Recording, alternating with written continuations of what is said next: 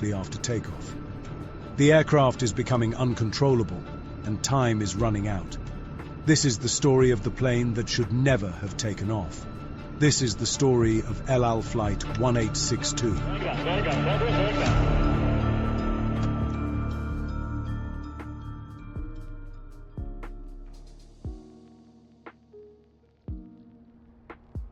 On October 4, 1992, a Boeing 747-200 cargo aircraft operated by El Al took off from John F. Kennedy International Airport in New York. The flight was bound for Ben Gurion International Airport in Tel Aviv, with a scheduled stop at Amsterdam's Schiphol Airport for a crew change and cargo processing. Serious concerns surrounded Flight 1862 even before it left the ground. The aircraft, built in 1979, was in poor condition and scheduled for major maintenance shortly after this flight. U.S. aviation authorities in New York had initially refused to clear the plane for takeoff due to safety concerns. One of the key issues was that El Al had failed to maintain the aircraft according to Boeing's maintenance guidelines. As a result, hairline cracks in the engine's fuse pins went unnoticed, flaws that would cause serious problems later that day. The flight to Amsterdam appeared uneventful. The aircraft landed at Schiphol Airport at 2:40 p.m., right on schedule. But during the transatlantic crossing, the crew reported several technical issues: fluctuations in the autopilot speed controller, malfunctions in the shortwave radio, and irregular voltage readings from generator 3. A standard maintenance check was performed, and the reported issues were temporarily fixed, allowing the aircraft to continue its journey. The aircraft was refueled, and customs approved the new cargo load, which included items such as flowers, perfume, and video recorders, although it was later revealed that the cargo had not been physically inspected. With the aircraft ready for the next leg of its journey, the crew prepared for takeoff. Originally scheduled to depart at 5:30 p.m., the flight was delayed and rescheduled for 6:20 p.m. While awaiting clearance, the crew settled into their routine. Having arrived earlier on a previous El Al flight, they had taken 20 hours of rest before reporting for duty. The captain for this flight was Yitzhak Fuchs, 59 years old, an experienced pilot with over 25,000 flight hours. He had flown fighter jets for the Israeli Air Force in the late 1950s and had accumulated 9,500 hours on the Boeing 747.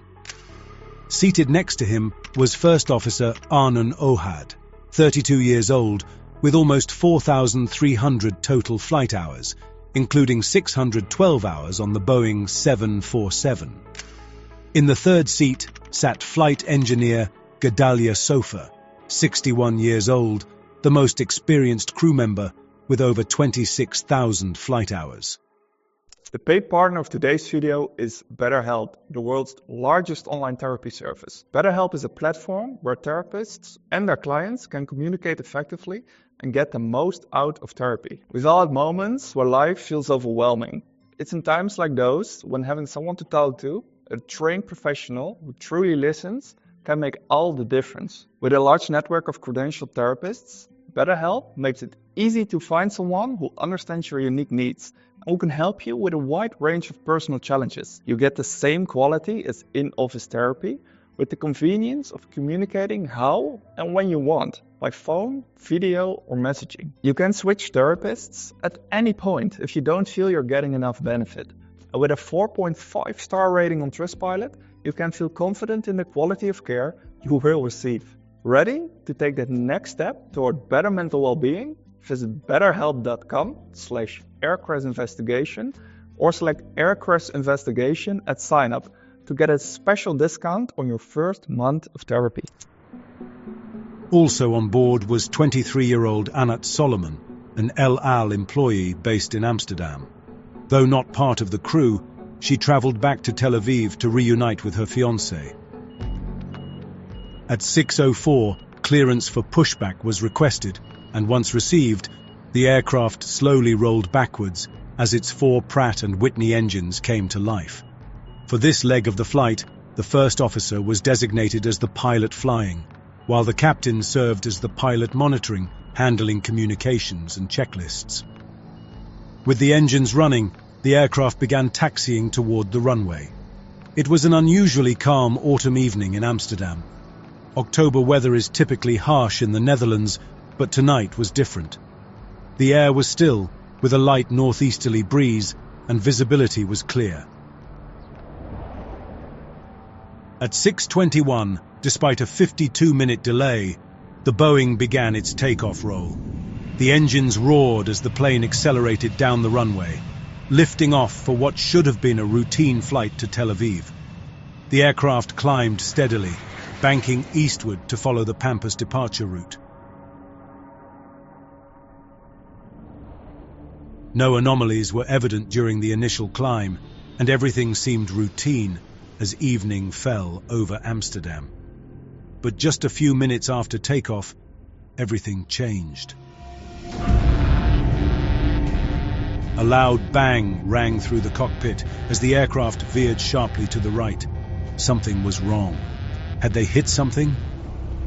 Far below, at a lake east of Amsterdam, boaters looked up in confusion, startled by the noise. 2 large objects tumbled from the sky, and moments later, 2 distant heavy splashes echoed across the water. As they stared at the aircraft, still trying to make sense of what they had just seen, the realization slowly kicked in. The Boeing 747 had just lost 2 of its engines and was now circling back toward Amsterdam, clearly in trouble and struggling to maintain control. But how could 2 engines break off? Each engine was secured to the wing by 4 critical components, fuse pins. These 14-centimeter-long safety pins were designed to break under extreme stress, such as in the event of a structural overload, to minimize damage to the wing. However, due to metal fatigue, one of the pins on engine number 3 developed a tiny 4-millimeter crack. The crack was barely visible to the naked eye and went unnoticed during inspection. When this pin snapped, the sudden load shift proved too much for the remaining 3 pins, causing them to fail in quick succession. The detachment was violent. As engine number 3 twisted outward, it slammed into engine number 4, tearing it from the wing. The impact caused severe damage to the wing, hydraulic and flap systems, making the aircraft significantly harder to control. The captain immediately took control of the aircraft, doing everything he could to keep it in the air as it continued its sharp roll to the right. Fuel poured from the damaged wing as the aircraft struggled to maintain altitude. Hello, 1862, mayday, mayday, we have an emergency. Hello, 1862, do you wish to return to Schiphol? Mayday, mayday, mayday. Turn right heading 260, field behind you to the west, distance 18 miles. Roger, we have fire on engine number 3, we have fire on engine number 3. Roger, heading 270 for downwind. 270 downwind. Hello, 1862, surface wind 040 at 21 knots. Roger.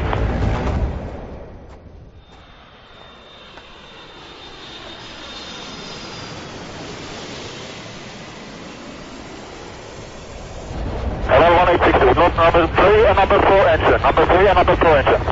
Oh, Roger, 1862. It seemed that air traffic control didn't understand the full severity of the situation. Controllers at Schiphol assumed that 2 engines had simply failed, not that both right-wing engines had fallen off. The confusion wasn't limited to air traffic control. The crew likely hadn't realized this either. In the chaos of those critical moments, with numerous tasks demanding their attention, they were probably unaware of the full extent of the damage. This was partly due to the limited visibility from the cockpit. The outer engine was barely visible, while the inner one was completely out of sight. Checking the engine parameters didn't help either, as they did not indicate that the engines had detached, only that they had lost thrust, since there was no system to warn of such a failure. To make matters worse, the aircraft was a cargo flight, so there were no passengers on board to alert the crew to the severity of the situation. Runway news from here, Rotterdam. Runway 06 in use, 71040, 21 knots, QNH 1012. The aircraft 27 for landing. Amid the chaos, the first officer asked air traffic control which runway was available for an emergency landing. They advised that runway 06, oriented northeast, was in use, with winds at 040 degrees at 21 knots. However, the first officer requested permission to land on runway 27, which pointed west. This decision raised questions. While this runway was the longest and closest, it also meant approaching with a strong tailwind, complicating the landing. The reason the captain chose this runway remains unclear. Some speculated it was because runway 27 was closer to the aircraft's current position. Others suggested he may have opted for it because El Al's cargo hangar was located near that runway, potentially allowing for a quicker emergency response. In any case, air traffic control acknowledged the request and instructed the crew to switch to shiphole approach control. Time was running out, and the crew had to get the plane on the ground as quickly as possible. Shiphole 1862, we have an emergency, we're number 3 and 4 LR 1862, roger, copied about your emergency, contact 118.4 for your lineup. 118.4, bye. Schiphol LR 1862, we have an emergency, number 3 and number 4 engine in operative, request 27 for landing. Request 27, in that case, heading 36, heading 22,000 feet or 1012, mind the wind is 05 Roger, can you say again the wind, please? 05 Roger. What heading for runway 27? Heading 360, heading 360, and then if you a right turn on, cross the localizer first. I have only 7 miles to go from present position. Roger, 36, copy. Because the aircraft was too high and close to the airport for a direct landing, the controller had no choice but to route the flight onto a 360-degree loop directly over Amsterdam.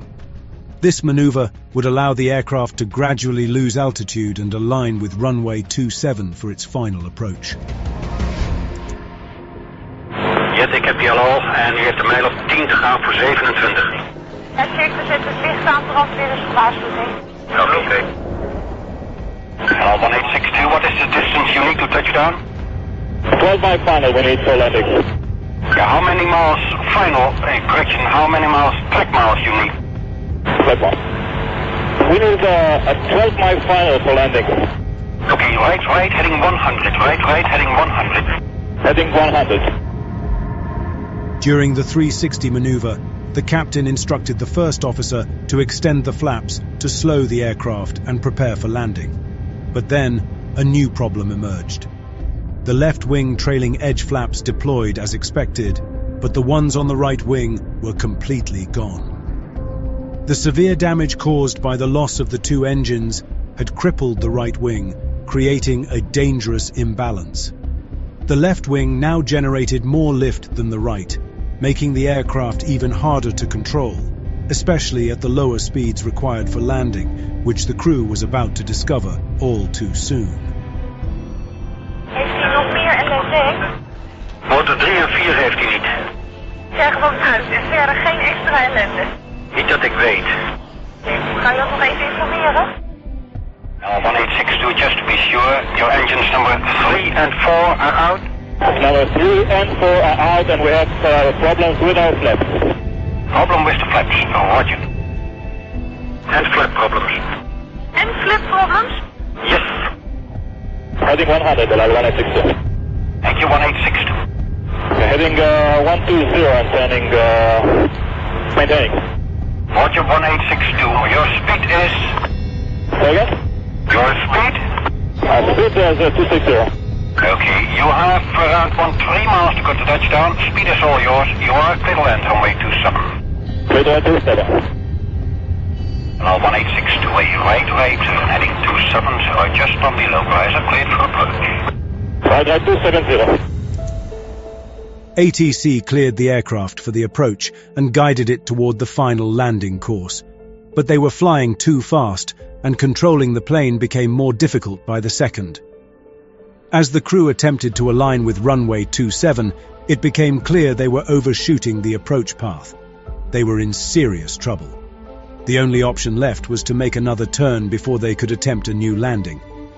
But how much longer could this aircraft stay in the air? 1862, you're about to cross the localizer. Due to your speed, continue to right turn, heading 290, heading